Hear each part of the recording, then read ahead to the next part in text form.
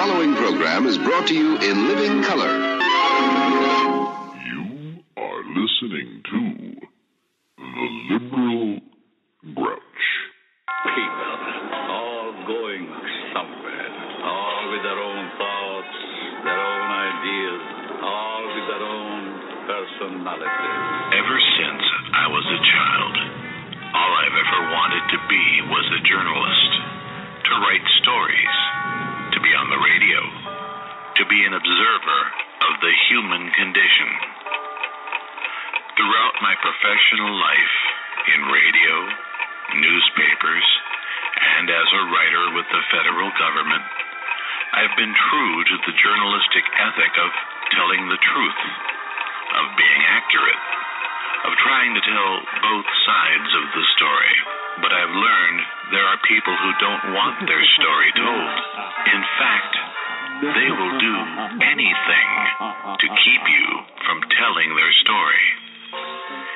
Individually, they are weak, small people who hide in the dark. But when they form a pack, they become dangerous. Not just to the individual trying to tell their story, but to the very concept of a free press. They want their side of the story told, not the full story. And when a strong, honest, progressive voice comes along, one who captures the ears of honest people, it frightens them. It makes them crazy. Hold the string. Dance to that which one is created for. They will do whatever they have to do by whatever means necessary to silence that voice, either through legal means or other means. The only thing necessary for evil to succeed is if good people do nothing. I choose to do something. I will stand in the face of this wolf pack of right-wing lunatics until I am either silenced by legal means or until they kill me.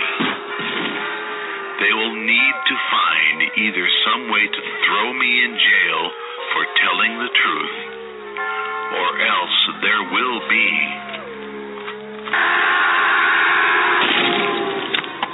blood on the microphone. And my dogs seem to be having some sort of interaction here, Nick. Raven just bottle-nosed Shiloh.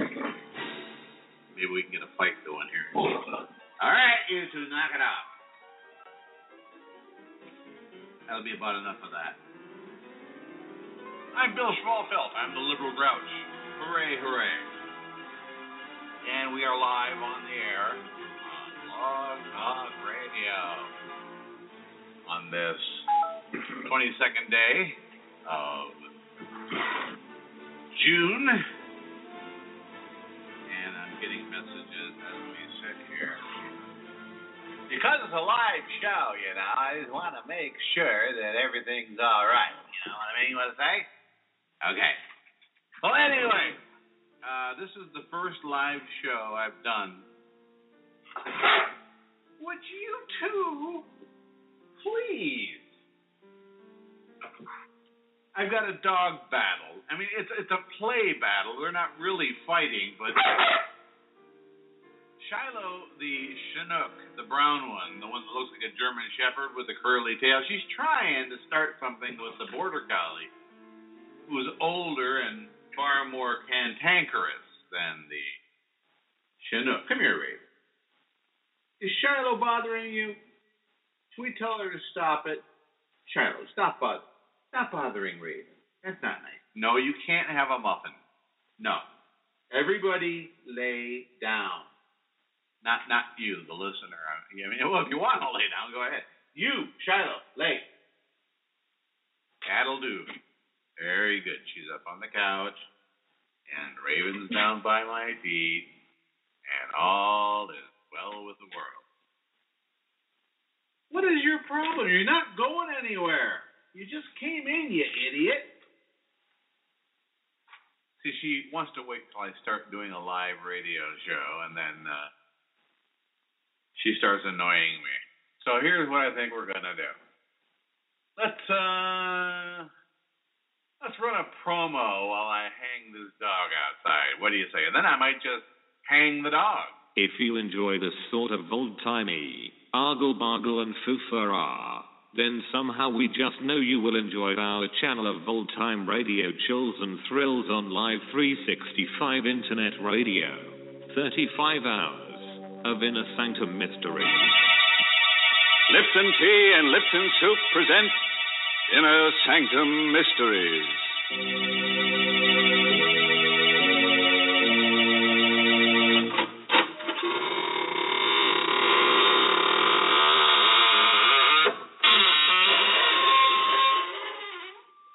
Come on in, friend. Into the Inner Sanctum. This is really a lovely place. Oh, kind of dark and cobwebby. But then the maid hasn't been around for some time. No, she was playing the numbers. Then her number came up. Why, through these portals pass some of the nicest people in the world. True, they're rather boring, but after all, they are deadheads. And I'll take a good old redhead deadhead any Well, time. now I have to go change my scanties. Make sure you have a ready supply of fresh, clean undergarments when you listen to Inner Sanctum Radio on Live 365. And now, friends, for those of you who like morals with your drama, here's one for tonight. Never mix your partner's business with your pleasure. For if you do, he may consider it a pleasure to give you the business. You can find the link on our homepage, www.audioauditorsarchives.com. That's all one word. Check the sidebar at www.audioauditorsarchives.com for the link to Inner Sanctum Radio on Live 365. We dare you. It's enough to make your camera shudder. Good night. Pleasant dreams.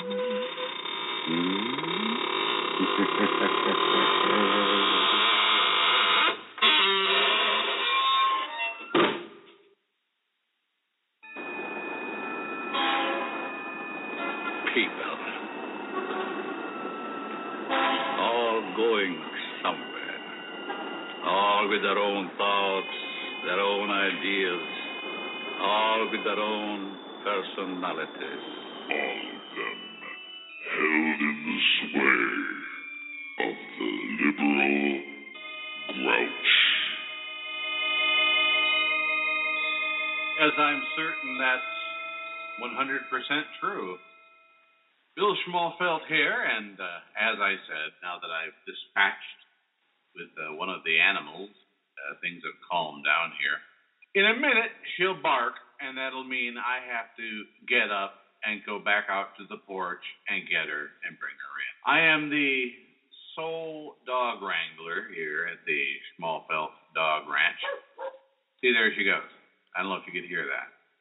That sounded more like a barking at something than a bark to come in. I had a partner, a friend, my best friend, the best person I've ever known in my entire life. The possibly only genuinely good, decent, selfless, thoughtful,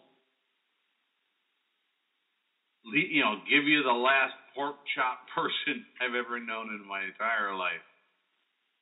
My wife of 25 years, my friend of 27 years, my wife, Gail, passed away on Wednesday last. She was only 61 years old, far too young to die in the 21st century. But what you gonna do? We knew it was coming. There was nothing to be done about it. an 18-year battle with scleroderma. I don't know if you've ever heard of that disease. Now it's called limited cutaneous systemic sclerosis. And it starts out by affecting the skin, but as it progresses, it begins to affect the internal workings. And I don't have an autopsy report or anything. As a matter of fact, Gail is currently, or her body is currently, at the Anatomy Gifts Registry in nearby Hanover, Maryland, where they're going to use what they can for scientific research, cremate the rest, and send it home to me. The machinery of death continues to roll, however. This weekend, I placed an order for several copies of the certified death certificate that will take some time to get.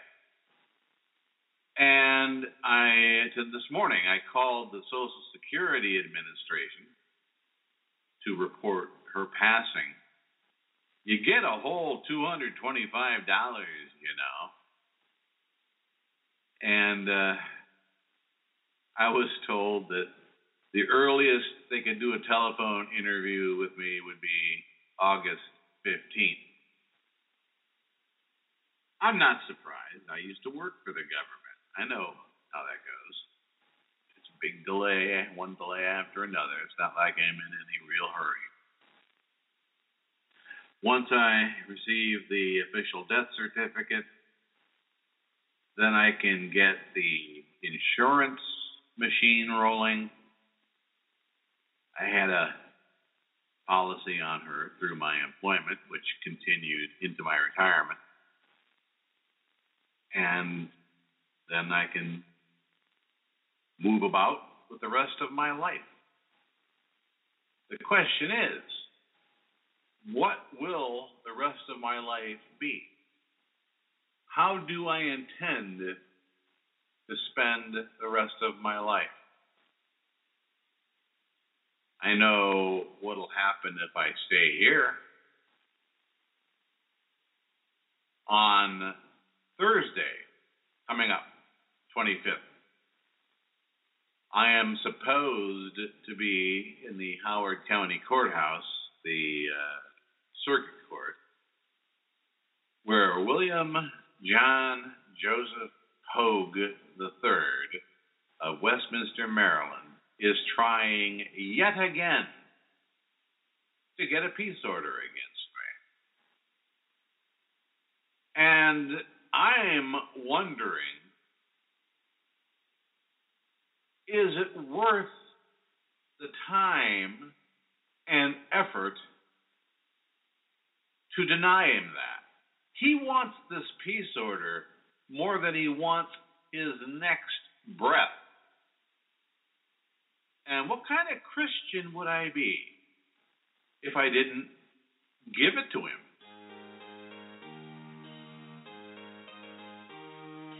Have you seen the little hoggies crawling in the slime? Sad for all the little hoggies running out of time. Paying for your crime can lead to butt hurt.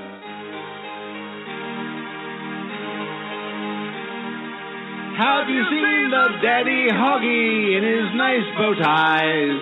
You will find that daddy hoggy's running out of lies, nearing his demise in profound butt hurt.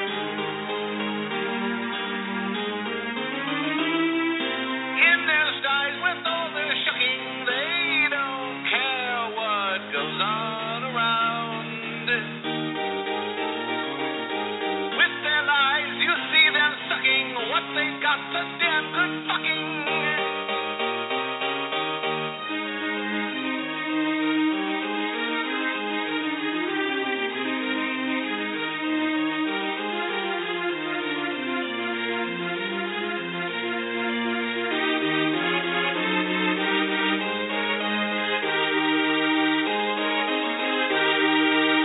Everywhere there's lots of hoggies with their hoggy lies. Even Hoggie's giant boy child with his chafing eyes, hoping Daddy dies while he has money.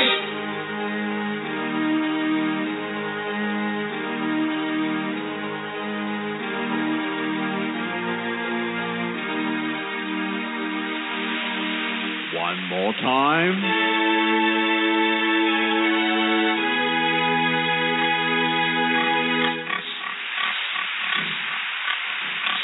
This is the liberal Grouchcast. Daddy, they did a song about us. Be quiet, you fool. Ow. Yeah, that was actually their voices. I'm not kidding. You're listening to the liberal Grouchcast on this Monday, the 22nd of June, 2015. Bill Schmalfeld here. And if you'd like to chime in and see if you can talk me out of this one way or the other, our number is 607-203-5273. Again, that number, 607-203-5273. Or you can send a tweet if you like. It's not that difficult, despite what Judge Stansfield believes. Send it to @TheGrouchcast. That's @TheGrouchcast, all one word. Of course, you can always visit our homepage at www.liberalgrouch.blogspot.com. And while you're there, hit the gimme button, because this thing don't pay for itself. Anyway, what am I going to do? Every time I beat Hoge, and he's never beaten me without lying, every time I beat Hoge, he just goes and does it again. He goes back to the court. He tries for another peace order. Up in Carroll County, I guess they'll give a Carroll County resident a peace order or a criminal charge based on how conservative you are. I don't know. It's a losing struggle. And I forget if it was Sun Tzu in The Art of War or Charlie Brown in Peanuts, who said, sometimes the only way to win a battle is to not fight. And is an option I'm considering. Do I fight this inveterate invertebrate, or do I let him have his peace order and move on with my life? Well, let's discuss this. Again, if you want to give us a holler, I'd love to hear from you. We're at 607-203-5273. Or if you're listening through the Blog Talk Radio website, I believe they've still got that little blue Skype button you can hit to just chime right in here. Anywho, let's look at the pros and cons.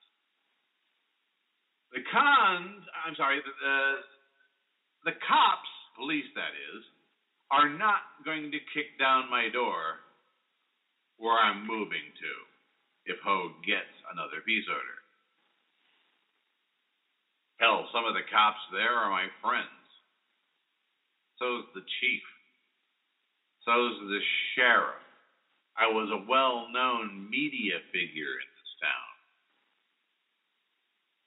It would be nice to face down Hoge and tell him to his face, that is, what a liar he is, and to point out what I believe to be his criminal forgery. But in the long run, what does it matter? If I shoot him down on Thursday he has another bite at the apple. In Carroll County, an appeal in August of their ruling that Hoge had to follow state law. Hoge no need law, Hoge am law. That's in August, and I pray to God I'm long gone by then. Now, if I deny Hoge the satisfaction of dragging my tired, grieving ass into a courtroom yet again, and instead write some sort of fuck you, Hoge, and then drop the mic and, walk off the stage and get it published somewhere. I've asked a couple friends of mine to publish it, and they are not so inclined. I would feel as if I took the moral and PR high ground there, and showing the world that sometimes the best way to claim a victory is to not fight in the war. I promised some folks that I will follow through on the lawsuits, and I'll do that. I'll be coming into a bit of money shortly, and should be enough to hire an attorney to look after my suit against Hoge and against Patrick Grady of Palatine, Illinois. Put him on retainer, let him take his salary out of whatever he can squeeze out of Hoge and Grady's diseased hides. I just feel like I'm indulging Hoge. I'm indulging his appetite for shit by engaging in this constant rolling war against him. And if I contest this peace order on Thursday, why am I doing? Who am I doing it for? I can hear Gail tell me, let the baby have his bottle. You'll find it to be an empty victory, especially in the face of what I will publish and what I say about him on Blog Talk Radio today, tomorrow, the next day, and from now on. Now, Hoge has retained a criminal lawyer to fight the criminal charges he currently faces in the Grace Law case for harassing Kelsey Kimberlin, Brett Kimberlin's daughter. He's not the only defendant in that action. He has a partner who's also going to be in the docket by the name of Aaron Walker, or as he's known in the podcasting and blogcasting and right-wing echo machine, Aaron Worthing. The Aaron Worthing Story. The Liberal Grouch brings you this documentary look into the life and childhood of America's most useless lawyer, Aaron Worthing. How did he go from obscurity as a child to loathsomeness as a religio-fascist, racist bigot today? Here to tell the story is our own Hector de Peoples.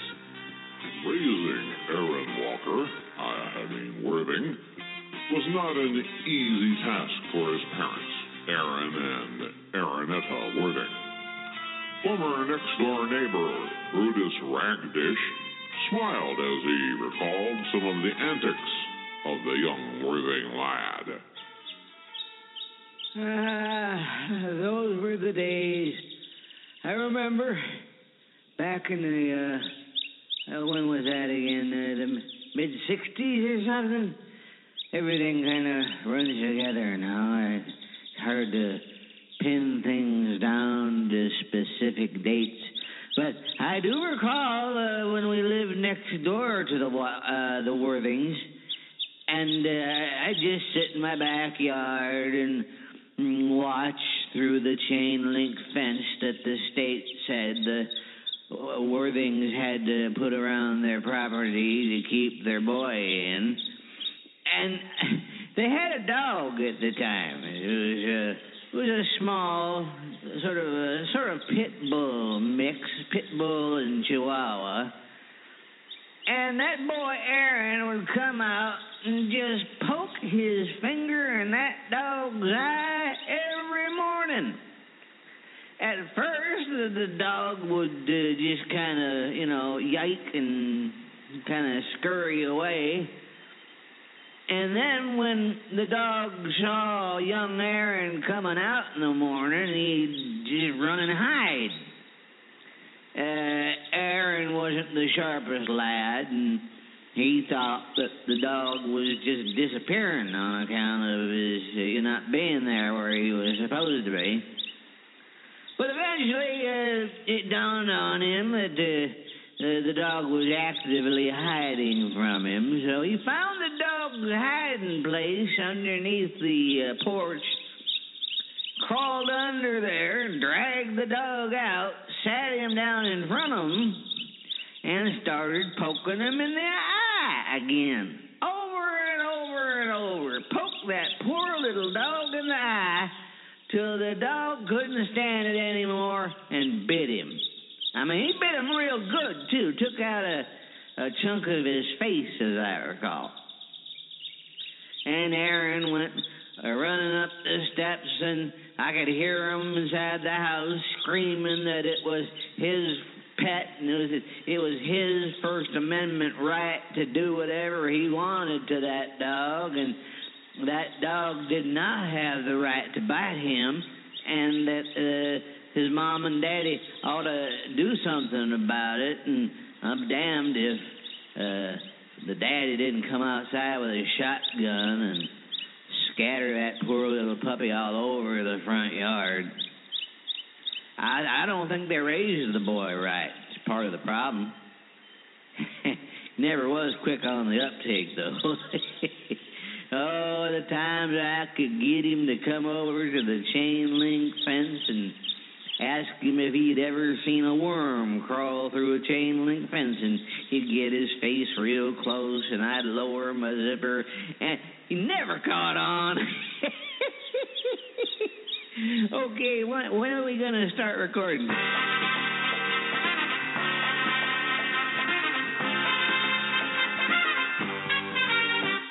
By the time he reached middle school, it was clear that young Aaron was not like the other boys.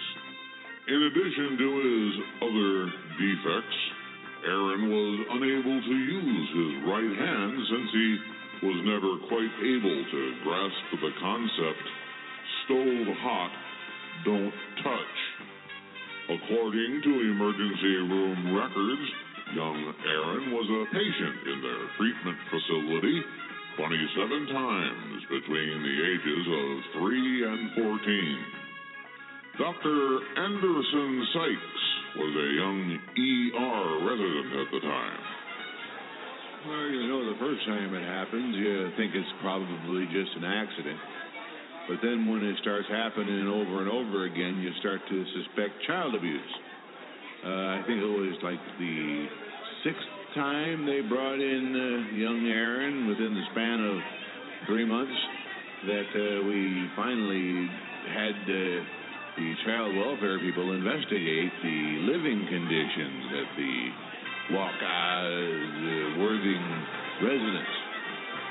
Swear to God, they had the social worker sitting in with the family the whole day, and the Worthing parents stood by the whole time.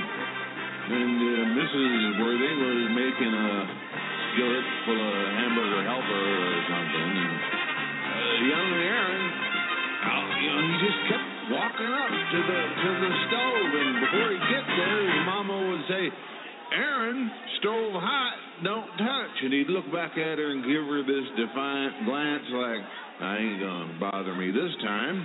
He'd reach out and he'd grab the red-hot burner on the...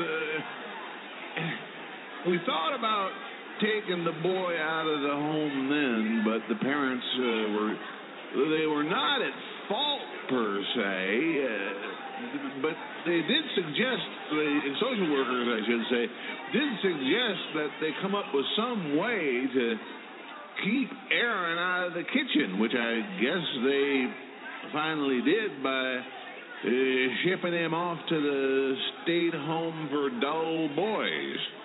You know, it's not like they didn't try. They put like one of those the childhood fences that they use to keep a dog in a room, but he's clever enough to figure that out. So they tried to use a leash on him and just, keep him confined within a 6-foot space of his bedroom, but he ended up almost strangling on that, so that idea didn't pan out. So the only choice left was the state school, and they took him. Things turned out. I don't know if that was a good thing or a bad thing. He's still alive anyway. If such a life can indeed be referred to as living.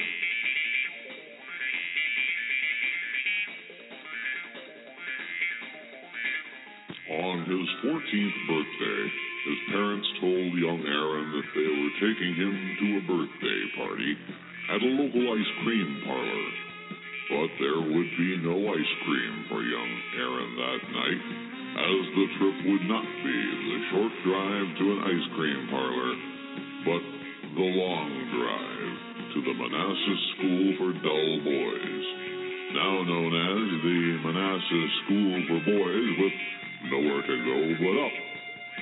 It took a while, but we were finally able to locate one of Aaron's classmates, a lumpy, middle-aged man nicknamed Target, who was employed as a mop boy in a New York City adult bookstore. He spoke to us. Yeah. The thing I remember most about, what was his name? Aaron? Yeah. The thing I remember most about him was his nickname. Yeah. The other guys, they give you nicknames if you're not big enough or strong enough to not have a nickname. You got assigned a nickname, and that was your name. That's how even the teachers would call you that. Mine was Target because the other boys would use me to calibrate their urine streams, and they just called Aaron Toilet. I don't think I need to really go into specifics why, but that's what they called him. It was the Toilet. I must say I was a step higher on the social chart than Toilet was, and I look back at it now with a little bit of shame, because it took him forever to learn something, and that's why it was necessary, I guess. The teachers didn't have nothing to do with him, and it was necessary for the other students to enforce the standard pecking order, pecker order, as they used to call it, to enforce that order to show Aaron that, or Toilet, where his place was in the line of things. And every time I think of him, I think of him being used as a toilet. It still makes me chuckle every time. By the way, why are we calling him Worthing? His real name is what? The production company was forced to buy new shoes for the camera crew after their visit to that adult bookstore. The Worthing family learned to their horror that shortly before his 18th birthday, young Aaron managed to chew his way through his leather restraints and escape into the Manassas night.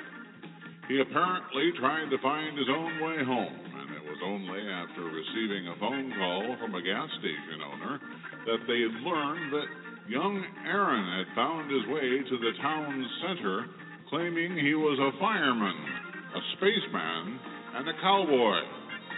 Howard Clower was the station attendant that night.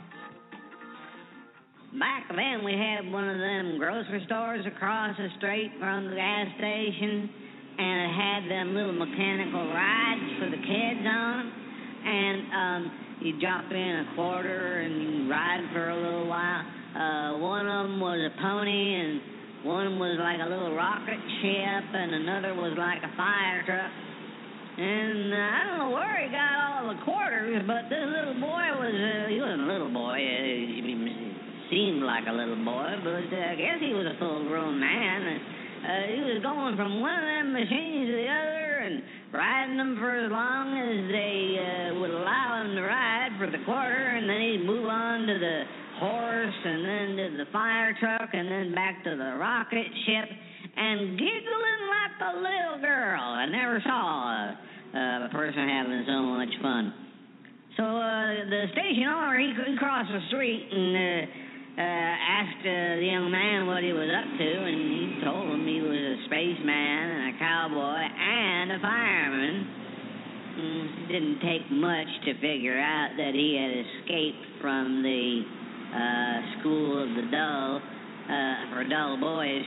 So we called the school, but the administration said that since he was 18 and technically an adult, there weren't nothing to do about it, and he was free to go anytime he wanted to.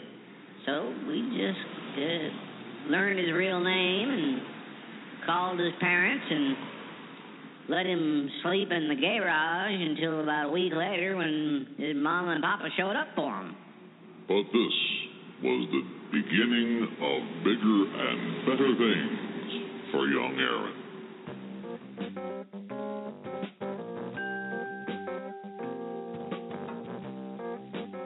On their drive to Manassas to gather their son, the Worthing parents, who did not reply to several requests for interviews, discussed the lad's situation. The older Worthing said there was only one place, one profession, where a lad of Aaron's unique disability and inability to learn, even when the result of his repeated mistakes would cause unimaginable pain and torment, could hope to succeed. And that was the law. Papa Worthing pulled some strings, greased some palms, and got a law degree in the mail from a company calling itself Yale University Law School Diplomas Incorporated. Now all his son had to do was pass the Virginia bar examination. But when Aaron walked into the exam room, all hell broke loose, as we hear from exam proctor Dr. Harold Lint. Do I remember? How do you forget something like that? I tried to forget it, but I can't forget it. We had this classroom filled with 20 or 30 young law school graduates who all they needed to do was pass the bar exam, and this young, what are you calling him for the, you're calling him, Worthing, fine, whatever. He walks into the examination room, and he sees all these other students, and right away, he urinates in his pants. Standing there, dripping like a tree after a rainstorm, he starts screaming the word toilet, toilet, toilet, over and over again, and he dove through the nearest window, and we never saw him again. And frankly, I'm glad about that. That doesn't bother me at all. How is he doing, by the way? And therein lies the rest of this tale.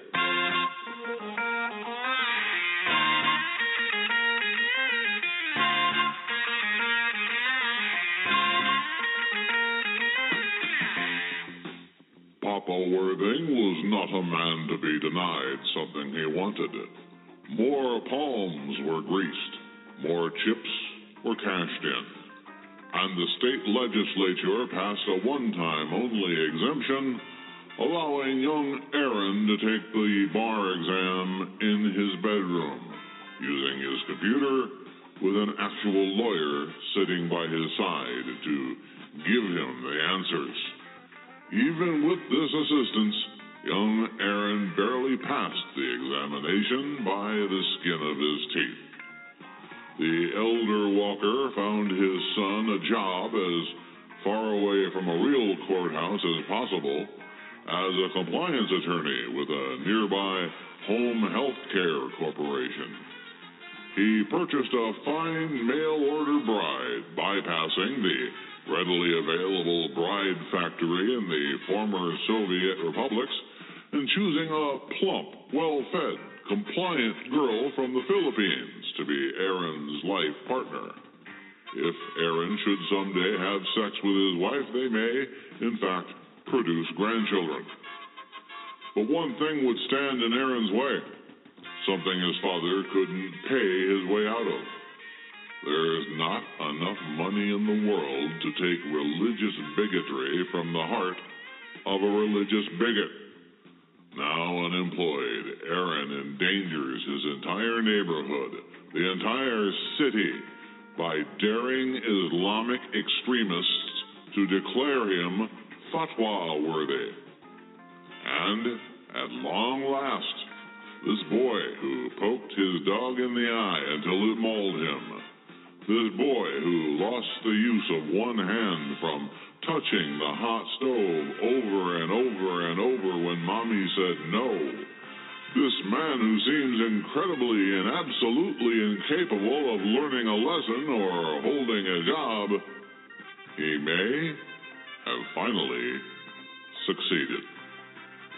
For the Liberal Grouch, I am Hector de Peoples. Thank you for listening.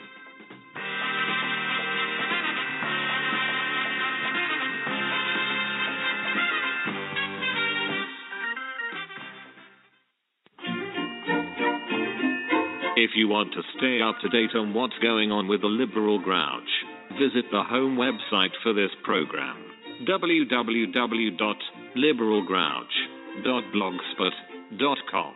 Hear recent episodes or search the archives. Share your comments. Give Bill a good talking to, if you should feel so moved. The Liberal Grouchcast homepage, www.liberalgrouch.blogspot.com. And hit the tip jar to help pay for this freaking thing, you freaking deadbeats.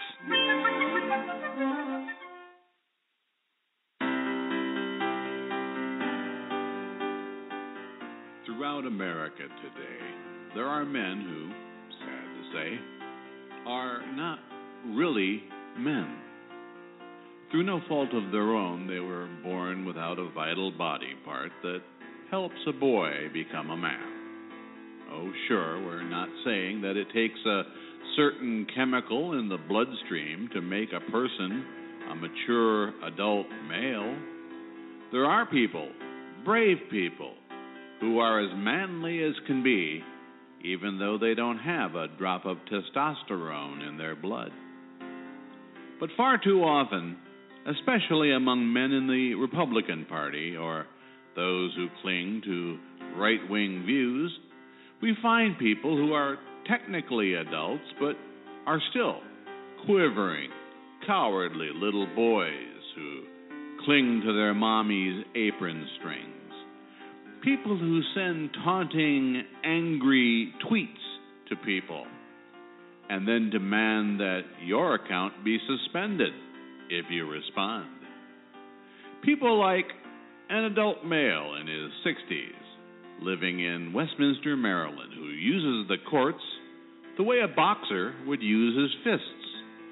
There's no lie he won't tell, no self-degradation he will not endure to punish the people he feels have wronged him, although we feel he is compensating for the horrible abuse he must have endured as a pimply-faced Poindexter who thought he knew more than everyone else in his school or university. People like an adult male in his 40s, residing in suburban Chicago, who is so afraid of a man with Parkinson's disease, this able-bodied adult male felt it necessary to resort to a weapon that victims, usually female victims, use to protect themselves against their abusers. This adult male from Palatine, Illinois, has spent God knows how much of other people's money to protect himself from a man who can barely raise his hands above shoulder level. And then there's people like an adult male in his 30s living in Racine, Wisconsin, who throws dog poo at bigger, stronger people from under the front porch of his ramshackle house, then hides under the porch or up inside his mommy's skirt. Sure, we're all disgusted by people like that. It's a natural reaction. These people who choose the road of cowardice, who insult others at will, but then cry when they are insulted in return. But there's something we fellas can do to help these poor, spineless wastes of human life. Unlike women who are born with a set number of eggs in their ovaries, and once those eggs are gone, they go into menopause, a man's testicles continue to produce sperm and other male hormones well into their 90s. So the next time you renew your driver's license, ask for the proper form so you can donate your testicles to adult males like these. For each set of testicles you donate after your death, the Nuts for Nitwits Society will donate a cadaver scrotum, so the recipient of your gift will have some place to keep it. We can't promise that every recipient of a testicle transplant will grow up, stand on his hind legs, and start acting like a man, but there's hope. Fill out your form today and donate your testicles to the Nuts for Nitwits Society. Somewhere, an adult male is filling out a petition for an order of protection against a man who couldn't harm him even if he wanted to. Please, help him. And thank you.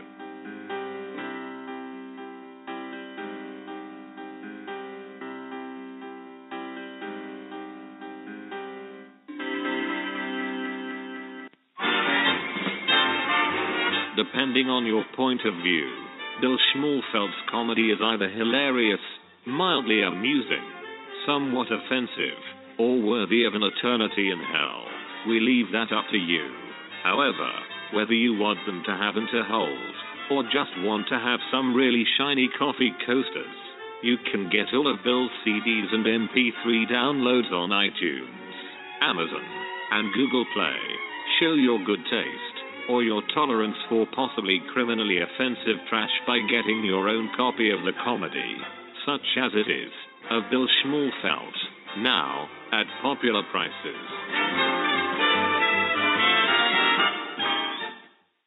You are listening to The Liberal Grouch.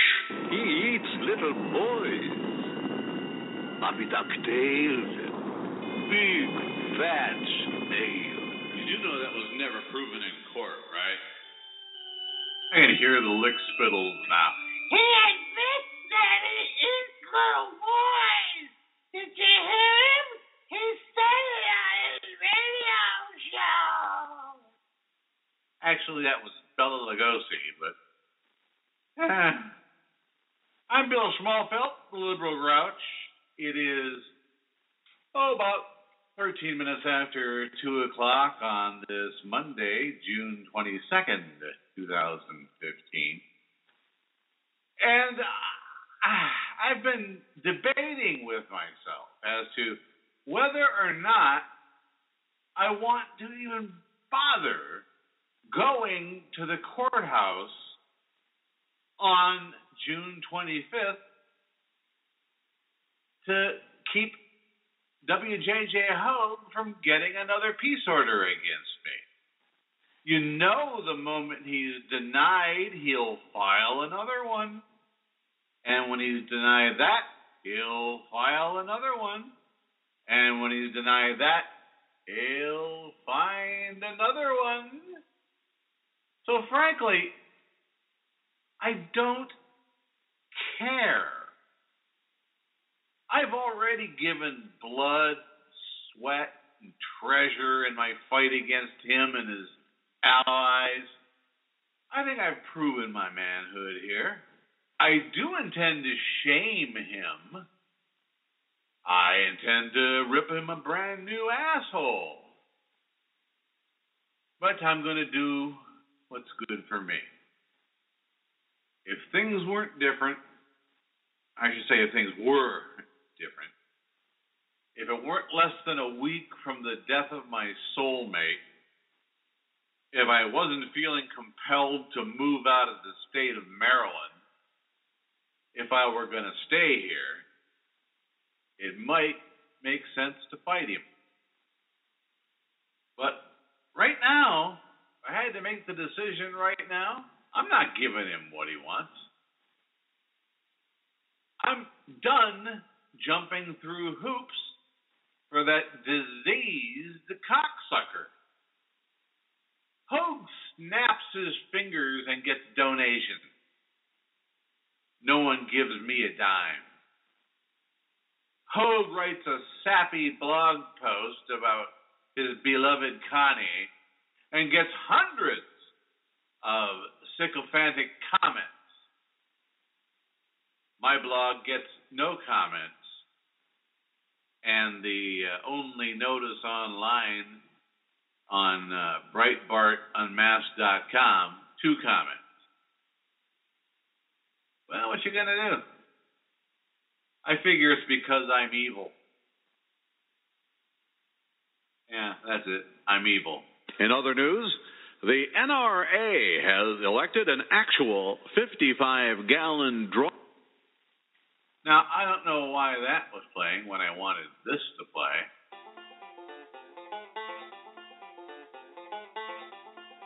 I tell you what, Nitzy, I only trust that cabin boy as far as I could throw him. Well, that wouldn't be very far. He is so very fat. Giggle, giggle, giggle. You are absolutely correct. I do not believe there is a fatter person in the whole wide world. It's probably all those foot-long hot dogs he eats. Oh, he loves those footlongs. And don't forget the mayonnaise. What's the deal with the mayonnaise? Sure. Remember, the mayonnaise is a visual representation of the bodily fluids excreted by the foot-long hot dogs, which aren't really hot dogs at all, but are metaphorical representations of the phallic objects that remind the cabin boy of his dead twin brother. This is why every time we insult the cabin boy, there must be some reference to footlong and mayonnaise. In the cabin boy's case, I would be more likely to compare him to a Vienna sausage. Now that is world-class humor. You know he is faking his Parkinson's disease. Of course he is. I know someone with Parkinson's and looks nothing like the cabin boy. How could he not be faking it? He has to be. Have you ever seen how quickly he types? No. Me neither. But there is no way a person with Parkinson's can type that fast. One of the other people in the comments section said that the cabin boy wrote 11 billion Twitter posts in one day. Wow. No way a person with Parkinson's could do that many. Amazing. Astounding is what I would call it. That's a good word. All I can say is, it is the good folks like you and me that keep the cabin boy from unleashing his unspeakable evil onto the world. Can you imagine what would happen if he were to unleash his evil? Notice how he always talks about poop? It's all he ever talks about. I used to wonder why so many people who write about the cabin boy say he likes poop. I used to wonder about that, too. Well, wonder no more. for he once wrote a column for the Daily Cuss in which there was a passing reference to anal sex. Passing? Like in passing gas? Yes, it was a 2,000-word article, but 175 words dealt with consensual anal sex between a man and a woman. Sweet Heavenly Mother of God, is that all the man can think about? I believe that to be the case. Sometimes you have to really read between the lines, but it's always there. Even if you have to make it up. Ha ha ha ha ha. Ha ha ha. Ever wonder what we'd do for fun if we didn't have to keep a constant eye on the cabin boy? No, I cannot imagine that. Like guardians to the corridors of hell, it is our job to ensure the cabin boy never knows a moment's peace. That is true. And when he dies, I plan to find out where he's buried, set up a lawn chair, and stare at the grave just to make sure he stays in there where he belongs. His Parkinson's will kill him shortly. Oh yes, he will be dead soon. I can hardly wait. He has Parkinson's dementia, you know. How do we justify saying he is faking his Parkinson's and then claim he has Parkinson's dementia? That's none of our concern. The official doctrine is the cabin boy is faking his Parkinson's disease, and that's because of the Parkinson's disease dementia he has. Hey, I'll believe it if I'm told to. Yes, some questions are better left unasked. Some words are best left unspoken. You are correct. You are correct. No, no, you are. You are. No, no, you are. You are. No, no, you are. You are.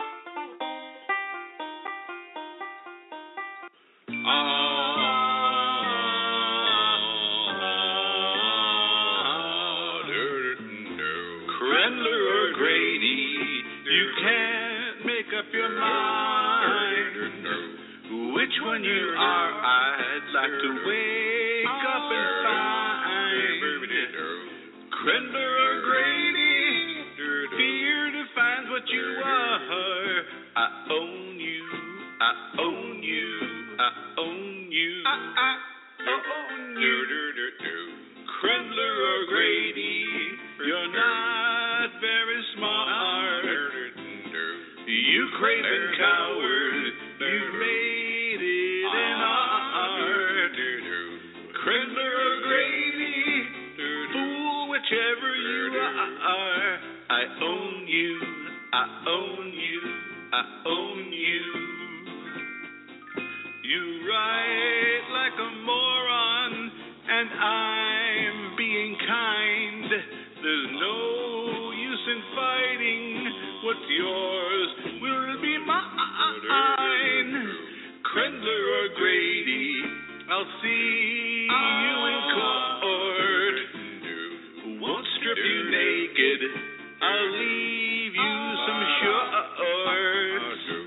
Crendler or Grady, do you know who you are? I own you, I own you, I own you, I own you.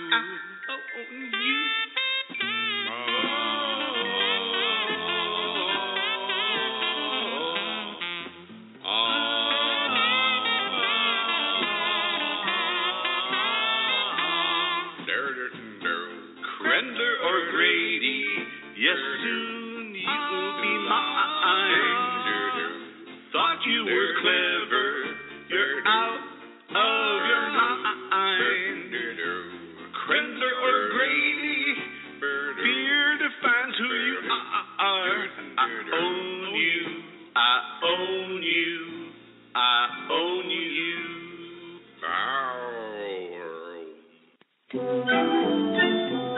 Oh sure, we all enjoy books, but who has time anymore? What with all our busy lives, doing stuff and whatnot? What if you could find someone to read to you while you're driving to work, sitting on the can, or doing the dishes? Here's the answer: audiobooks. And they have a certified shitload of them at www.audible.com. If you enjoy the madcap antics of the liberal Grouch, you will be pleased to know he has several audiobooks available. Just use the search thingy and spell his last name, SCHMALFE, There, you will find true stories, like the one about his battle with Parkinson's disease called Put on Your Parky Face. Comedy abounds, with I Killed Osama, and That Hussein Fella, too, and The Miracle Boys of Slowpoke, Iowa. Piss off your conservative friends by giving them a copy of Baby's first book of socialist propaganda. And we even managed to offend Almighty God in heaven with a 2-act play called End Times. These books are also available on iTunes, Amazon, and wherever quality audio books are sold. Yes, they sell Bill's books, too, but get the best deals at audible.com. You are listening to The Liberal Grouch. Prepare. Take care. Beware. Yes, because we're not responsible for any major or minor mental freakouts caused by listening to this show. By the way, I hope everybody signed the mandatory, the word was right on the tip of my tongue, and now I can't think of it. The what do you call a document that, all right, the mandatory release form, right? Releasing us from liability? Yeah, that's what it was a funny joke, though, wasn't it? Speaking of funny jokes, WJJ Hoge. By the way, I'm Bill Schmalfeld. This is the Liberal Grouchcast. You can give us a call here at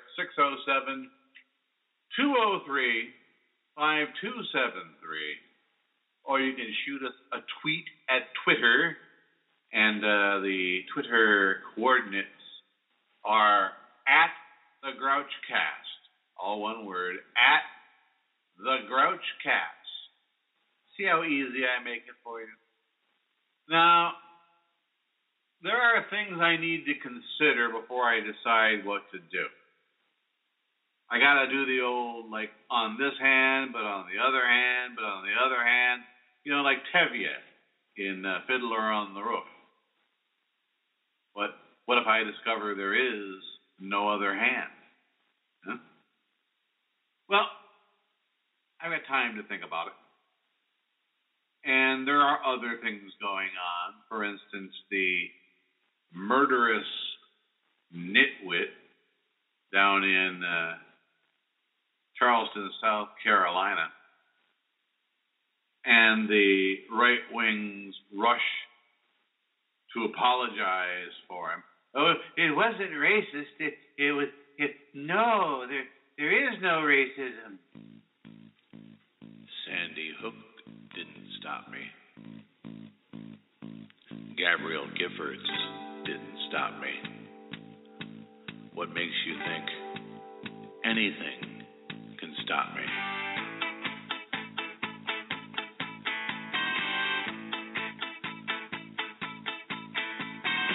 I can't seem to face up to the facts.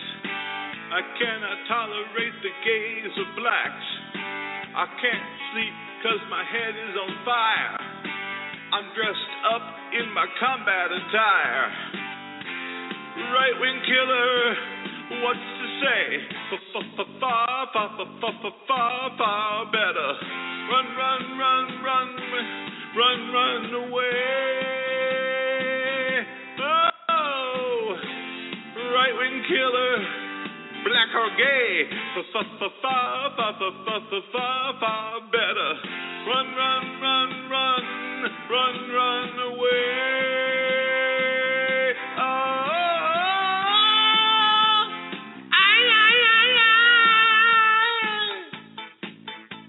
It's useless. Don't you understand that yet? they rape our wives and daughters. We just want our country back. You're talking a lot, but you're not doing anything. They're turning our children gay, and that means war. You'll know my name. I'll be on the news. Right-wing killer, and I don't play. Far better. Run, run, run, run, run, run away. Oh, right-wing killer, there's hell to pay. Far better. Run, run, run, run, run, run, run away. Oh,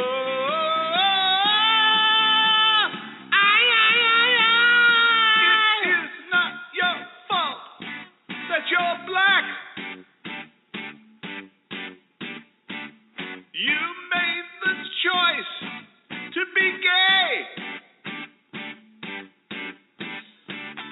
This is what God chose me for, to ignite his racial war, okay?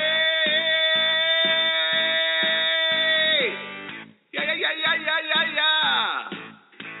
Cleanse with pain, stoke the fire, cable coverage is what I desire. Right-wing killer, have my way. Far better. Run, run, run, run, run, run, run away.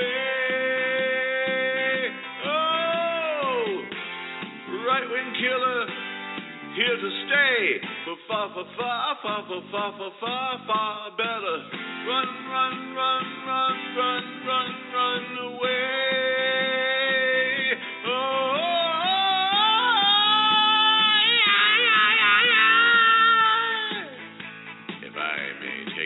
Of quoting Jon Stewart from The Daily Show. I honestly have nothing other than just sadness, once again, that we have to peer into the abyss of the depraved violence that we do to each other, and the nexus of a just gaping racial wound that will not heal, yet we pretend does not exist. I'm confident, though, that by acknowledging it, that by staring into that, seeing it for what it is, we still won't do jack shit. Yeah? That's us.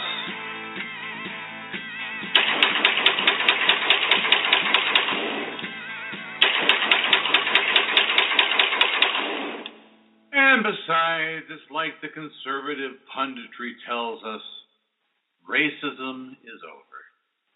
Do you remember when that happened? I do. I was watching TV on a late summer night in 1967, when racism officially came to an end and the CBS television network launched a new program. There's a Negro living next door, and that's not quite so bad. There's a Negro living next door, and he doesn't smell bad.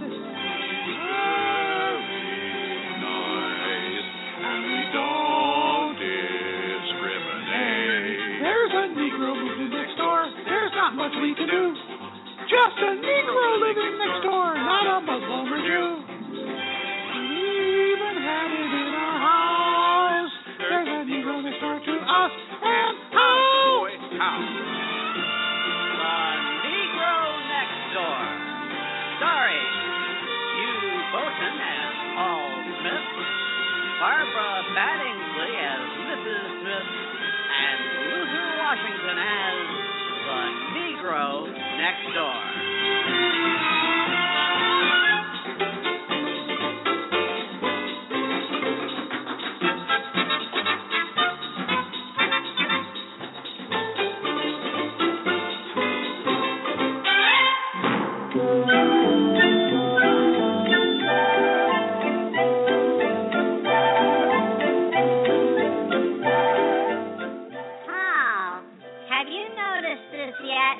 What, dear? The house next door. The for sale sign in the yard. It has the word sold on it, and there's a moving van in the front yard driveway. Do you think it's too early to walk over there and introduce ourselves? Nonsense. They'll probably be happy to know they have such pleasant, normal neighbors.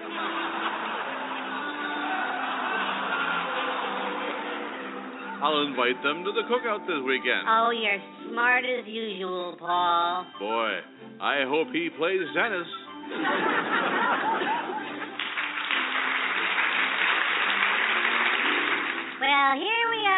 the front door of our brand new neighbor. I'll ring the doorbell. May I help you? Oh, they have a butler. Yes, boy. Would you let the property owner know that he has visitors? There's a bright, shiny new Roosevelt dime in it for you if you make it snappy. Feet to your stuff. Sir, I am the property owner.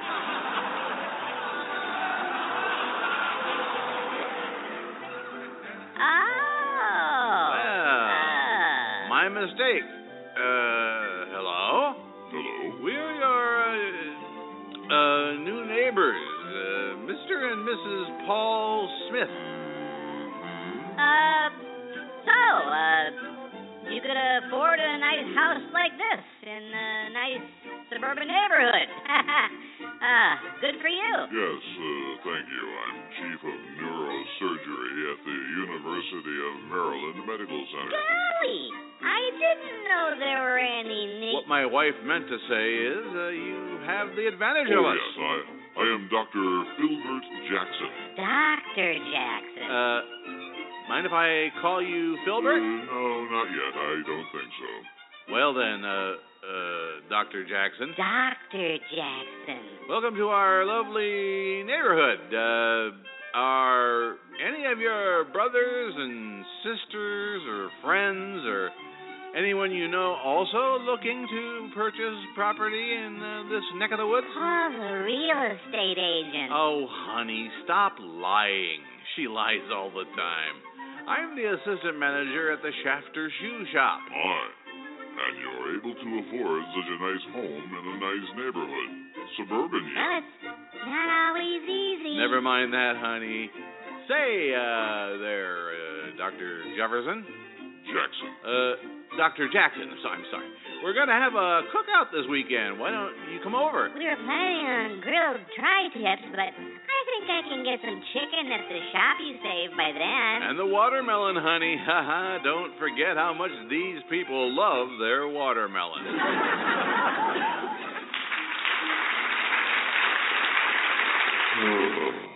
Fine. What day? Saturday, 6 o'clock. Bring your wife. I'm not married, but I do have a partner. Oh, your medical partner? Not exactly.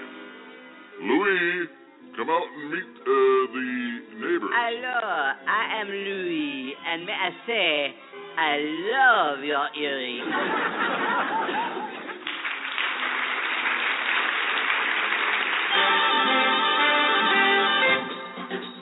There's a Negro living next door, and that's not quite so bad. There's a Negro living next door, and he doesn't smell bad.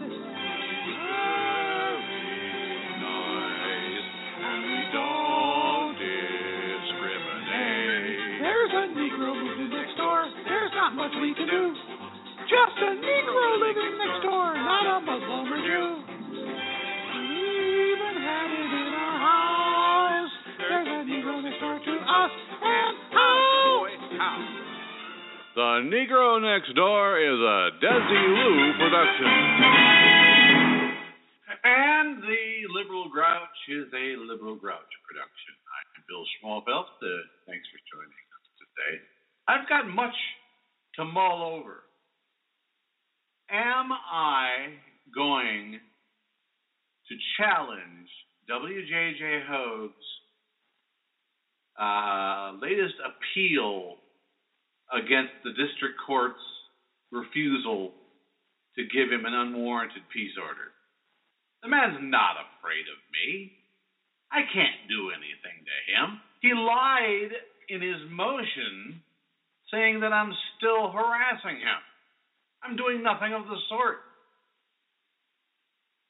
But as satisfying as it would be to go to court and expose him for the piece of shit I believe him to be, I can see where it might be a useless endeavor because, well, it's like he keeps saying, the ram has touched the wall.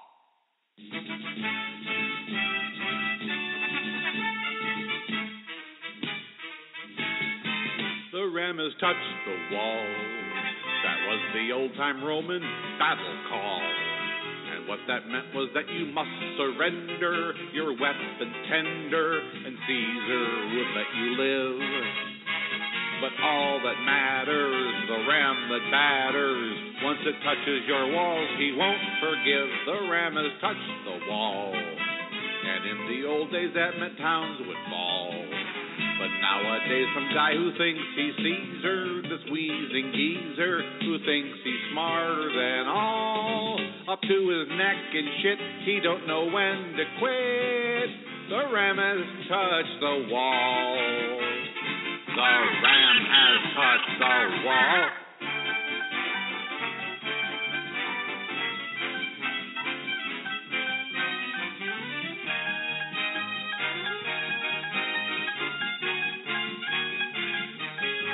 The ram has touched the wall, and that must surely mean the end of all of our concerted efforts to negate all the filth and hate and to give up without a fight.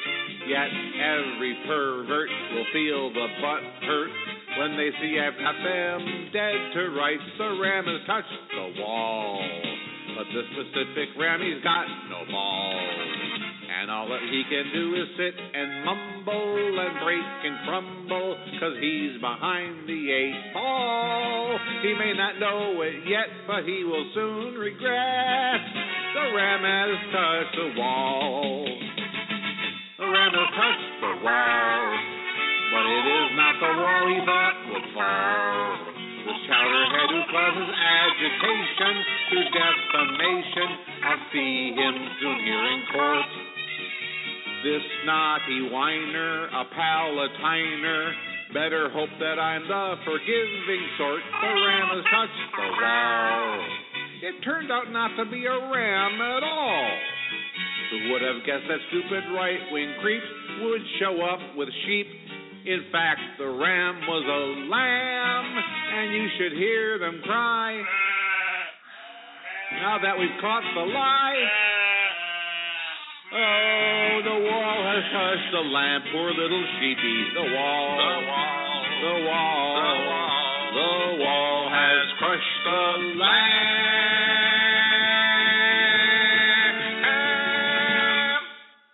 Well, I think I'll just sleep on it. Think about what I'm going to do.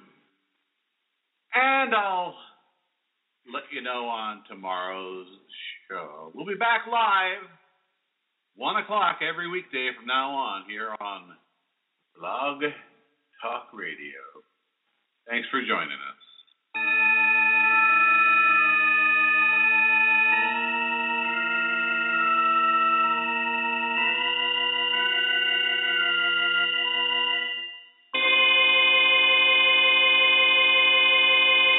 You have been listening to the Liberal Grouchcast with Bill Schmalfeld. This show is broadcast live on Blog Talk Radio, weekdays starting at 1 p.m. Eastern, and goes on for as long as he freaking feels like it. Then, it's available on demand on Blog Talk Radio, Spreaker, YouTube, SoundCloud, and on the home website, www.theliberalgrouch.net. Write to Bill on Twitter at The Grouchcast. Again, that's at The Grouchcast. Be our Facebook friend at www.facebook.com/theliberalgrouchcast. And when you visit the home website at www.theliberalgrouch.net, don't forget to hit the damn tip jar. These shows don't pay for themselves. Damn it. The Liberal Grouchcast is a copyrighted production of Bill Schmalfeld. Copyright 2015. All rights reserved. Blueberry. This podcast is a member of the Blueberry Network. Blueberry. No East. That's Blueberry, BLUBRRY.com. Blueberry.com.